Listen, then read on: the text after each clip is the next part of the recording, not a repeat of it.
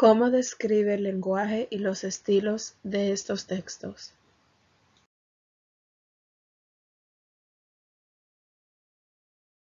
Bueno, yo pienso que el poema de Pablo Neruda es bastante dramático.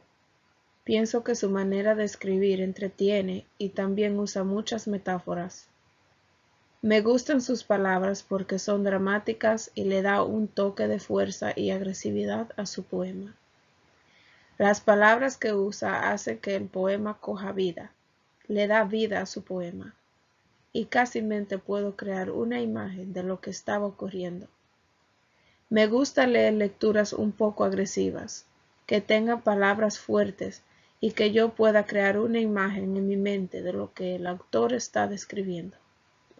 Eso me llama más la atención porque ahí se está creando una conexión. Este poema está lleno de vida. Se revive ese momento, lo que ocurrió durante ese tiempo. El lenguaje de Cristina Rossi es un poco sutil y a la misma vez las palabras que utiliza dan fuerza a su trabajo. Ella es detallista y específica cuando describe el caballo y el héroe que estaba montado encima del caballo. Lo describe como algo hermoso, pero a la vez como una bestia. Entonces pienso que ella es bastante detallista y, en vez de ser directa, es un poco más blanda que el estilo de Pablo. Pero sí me gustó en la manera que usó el caballo y el héroe. Pude entender lo que estaba describiendo. ¿Qué utiliza cada escritor para llamar la atención del lector?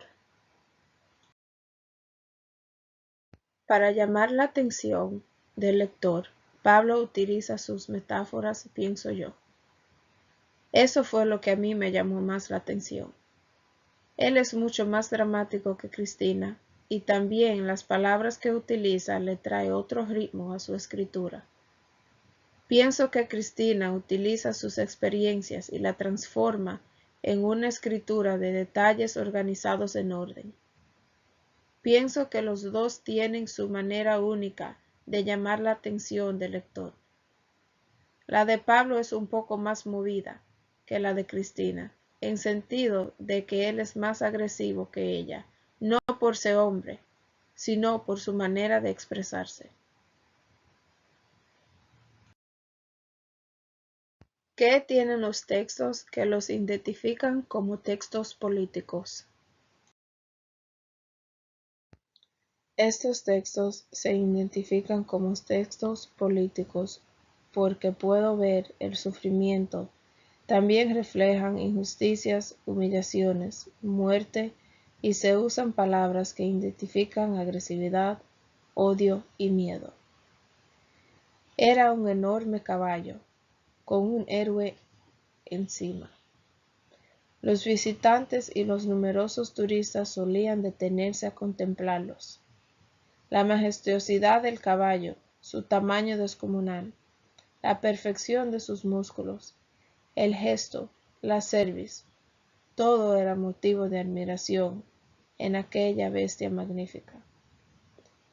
Había sido construido por un escultor profesional, subvencionado varias veces por el gobierno, y que se había especializado en efemérides.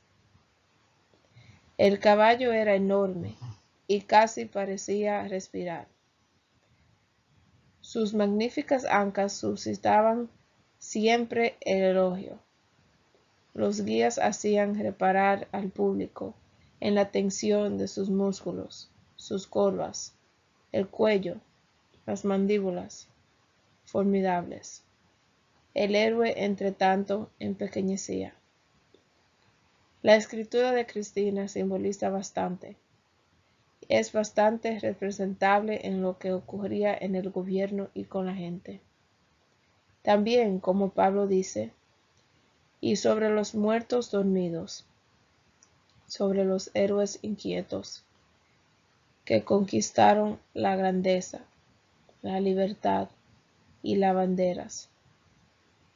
Estableció la ópera bufa, enajenó los albedríos, regaló coronas de César, desenvainó la envidia, atrajo la dictadura de las moscas, moscas Trujillo, moscas Tachos, moscas Carias, moscas Martínez, moscas Úbico, moscas húmedas, de sangre humilde, y mermelada moscas borrachas, que zumban sobre tumbas populares. Simboliza injusticia. Ellos utilizan representadores de ese pasado, como el caballo y el héroe que utiliza Cristina, y Pablo utiliza las frutas y la frutera y las moscas. Estos detalles describen e identifican como texto político. ¿Qué piensa de las dictaduras después de haber leído estos textos? No soy fanática de esas cosas, pero hablando en ese tiempo no me gustan. La gente temía de hablar porque serían juzgados y también condenados. Como usa Cristina, la palabra formidables simboliza miedo y temor. La gente vivía con miedo y temor. No eran libres. Siempre los que cargan armas tienen más poder y se sienten más que otros solo por tener armas. Podían hacer lo que querían con los otros. Los mataban por solo respirar. Nunca me ha gustado la forma agresiva ni injusta. Las palabras que usan los escritores son pudridero, apaleando, Troya, recombino, formidables. Para mi entender, son palabras que describen momentos de sufrimiento, dolor, miedo, muerte y pérdida. Fueron muertes dolorosas y de mucho sufrir. Pienso que las dictaduras son horrorosas. Después de leer estos textos, señalan mucha ruina, maldad, odio y maltrato, y yo soy muy alérgica a todas estas injusticias, solo me traen pena. ¿Cómo interpreta la última frase de el prócer? Ahora estaba seguro de que había dejado descendientes. Pienso que el joven quiere decir que no le teme a la cárcel, porque ya fue esclavo del gobierno. Cuando le rasparon la cabeza, tenía su pelo largo, pero el cabello largo se oponía al régimen del gobierno.